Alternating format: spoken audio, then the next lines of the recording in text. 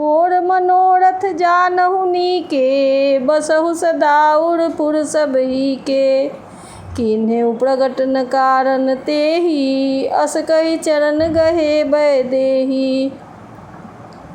मेरे मनोरथ को आप भली भांति जानती हैं, क्योंकि आप सदा सबके हृदय रूपी नगरी में निवास करती हैं। इसी कारण मैंने उसको प्रकट नहीं किया। ऐसा कहकर जानकी जी ने उनके चरण पकड़ लिए। विनय प्रेम बस भई भवानी, खसी माल मूरति मुस्कानी। सादर सिए प्रसाद सिर धरेऊ, बोली गौरी हरसिए भरेऊ। गिरिजा जी सीता जी के विनय और प्रेम के वश में हो गई। उनके गले की माला खिसक पड़ी और मूर्ति मुस्कराई। सीता जी ने आदर पूर्वक उत्प्रसाद माला को सिर पर धारण किया। गौरी जी का हृदय हर्ष से भर गया और वे बोली, सुनो सिए सत्य शीस हमारी, पूजी मन कामना तुम्हारी। नारद बचन सदा सुचि जा साचा, सोबर मिलहि जाहि मन राचा। हे सीता, हमारी सच्ची आशीष सुनो, तुम्हारी मनः कामना पूरी होगी। नारद जी का वचन सदा पवित्र, संशय भ्रम आदि दोषों से रहित और सत्य है। जिसमें तुम्हारा मन अनुरक्त हो गया है, वही वर तुमको मिलेगा। मनु जाहि राचेउ मिलिहि सोबरु, सहज सुंदर सावरो।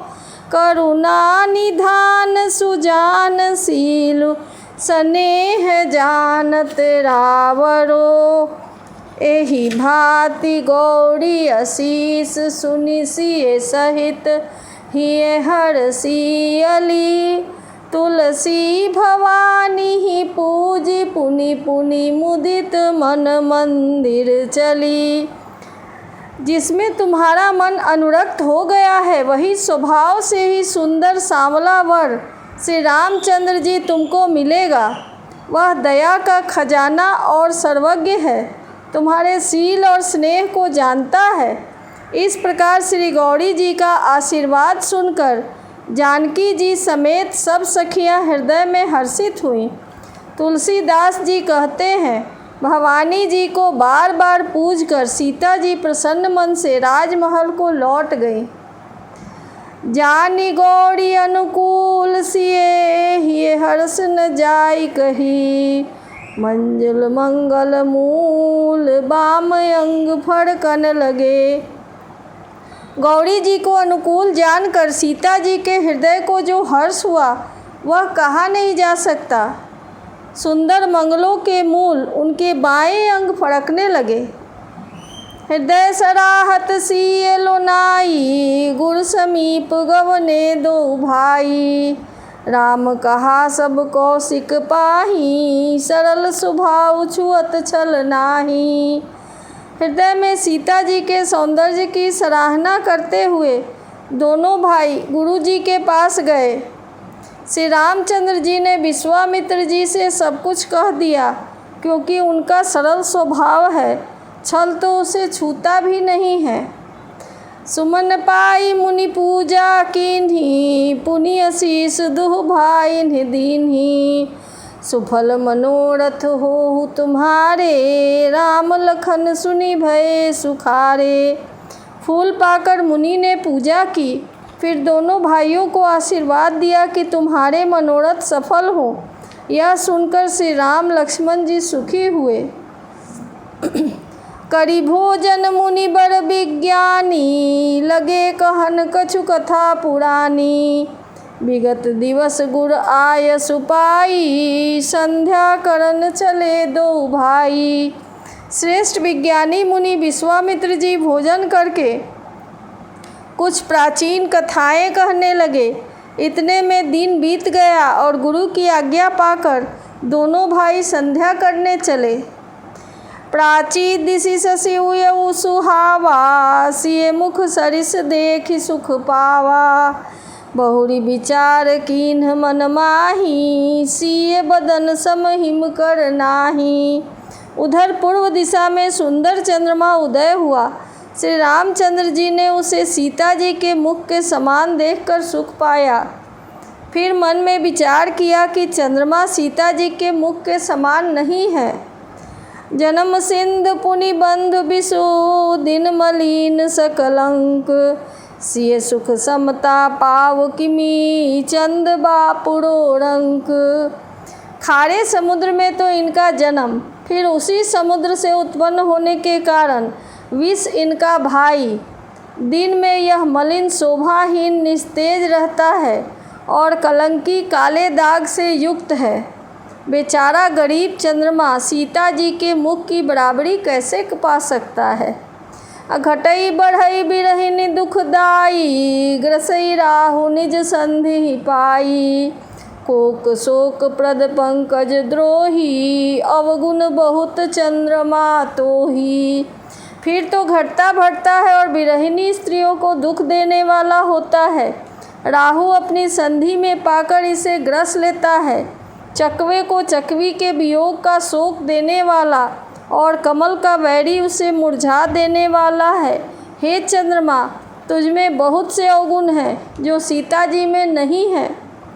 वैदेही मुख पट तर दीन है, होई दोष बस बर अनुचित कीन है। सिय मुख छवि विधु ब्याज बखानी, गुर पहि चले निशा बड़ी जानी। अतः जानकी जी के मुख की तो उपमा देने में बड़ा अनुचित कर्म करने का दोष लगेगा। इस प्रकार चंद्रमा के बहाने सीता जी के मुख की छवि का वर्णन करके बड़ी रात हो गई जानकर वे गुरु जी के पास चले। करि मुनि चरण सरोज प्रणामा, आय सुपाई किन्ह विश्रामा। विगत निशा रघुनायक जागे, बंधु बिलोकी कहन यस लागे। मुनि के चरण कमलों में प्रणाम करके आज्ञा पाकर उन्होंने विश्राम किया। रात बीतने पर श्री रघुनाथ जी जागे और भाई को देखकर ऐसा कहने लगे। वही अरुण अवलोकहु ताता, पंकज कोक लोक सुखदाता। बोले लखन जोड़ी जुग पानी, प्रभु प्रभाउ सूचक मृदुबानी। हे तात, देखो कमल चक्रवाक और समस्त संसार को सुख देने वाला अरुणोदय हुआ है। लक्ष्मण जी दोनों हाथ जोड़कर प्रभु के प्रभाव को सूचित करने वाली कोमल बानी बोले। अरुणोदय सकुचे कुमुद, उड़गन ज्योति मलिन। जिमि तुम्हार आगमन सुनी, भये नृपति बलहीन। अरुणोदय होने से कुमुदिनी सकुचा गई और तारागणों का प्रकाश फीका पड़ गया। जिस प्रकार आपका आना सुनकर सब राजा बलहीन हो गए हैं। निप सब नखत करही उजियारी, टारि न सकहीं चाप तम भारी। कमल कोक मधुकर खग नाना, हर से सकल निशाय अवसाना। सब राजा रूपी तारे उजाला मंद प्रकाश करते हैं, पर वे धनुष रूपी महान अंधकार को हटा नहीं सकते। रात्रि का अंत होने से जैसे कमल, चकवे, भौरे और नाना प्रकार के पक्षी हर्षित हो रहे हैं, ऐसे ही प्रभु सब भगत तुम्हारे, होई हैं ही टूटे धनुष सुखारे। उदउ भानु बिनु श्रम तम नासा, दुरे नखत जग तेज प्रकाशा। वैसे ही हे प्रभु, आपके सब भक्त धनुष टूटने पर सुखी होंगे। सूर्य उदय हुआ, बिना ही परिश्रम अंधकार नष्ट हो गया, सारे तारे छिप गए, संसार में तेज का प्रकाश हो गया। रवि निज उदय ब्याज रघुराया, प्रभु प्रताप सब निपन दिखाया। तब भुज बल महिमा उद्घाटी, प्रगति धनु विघटन परिपाटी। हे रघुनाथ जी, सूर्य ने अपने उदय के बहाने सब राजाओं के प्रभु आपका प्रताप दिखलाया है।